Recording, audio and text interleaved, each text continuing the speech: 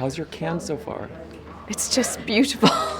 It's been so magical. Last night was a bit overwhelming, actually. Doing the red carpet is always really exciting. Every time you go up that carpet when you have a movie in competition, it's always really exciting. You know, I've been here a few times, and to be here with a movie, even before people saw it last night, that I like a lot, it makes a big difference.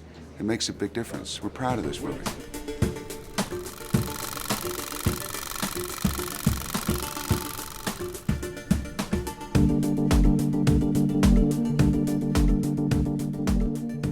Movie raised questions about that idea that America thinks that it can solve problems outside of its border with strong violence. Declaring war on drugs with violence, fighting the violence of drugs with violence has been explored now for some time.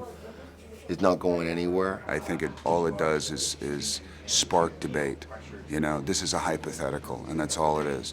I do know that when you implement, Richard Nixon implements in the 70s the war on drugs, and you spend $1 trillion from that point until now, and it has zero effect, obviously that's not working too well.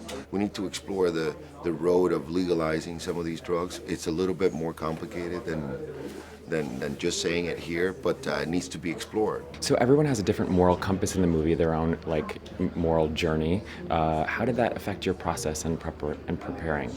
Well, I think that's the best part, is that you've got characters who are coming from such opposing sides and crashing heads in the middle, and that's what makes for the conflict and the tension that you're seeing. And she offers a sort of perspective like the audience in many ways, because she's as in the dark as you are watching the film. It's a film that is fairly uncompromising about offering you no information.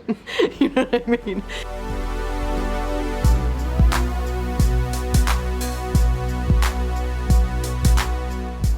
What's the first thing you packed for Cannes? The first thing I packed for Cannes, I'm trying to think.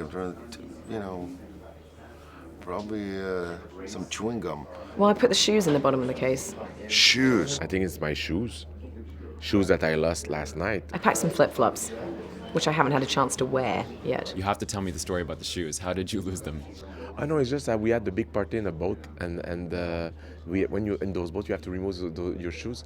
And it was super late. We were a bit drunk, and when I came back, there was no more. My shoes were away, and I said, "Let's go back to the hotel without shoes." It was very romantic to go back in smoking in my tux, with the kids and my family and the friends were laughing out loud because I came back in the hotel bare feet. It was a perfect image for a director after such a premiere. It was like.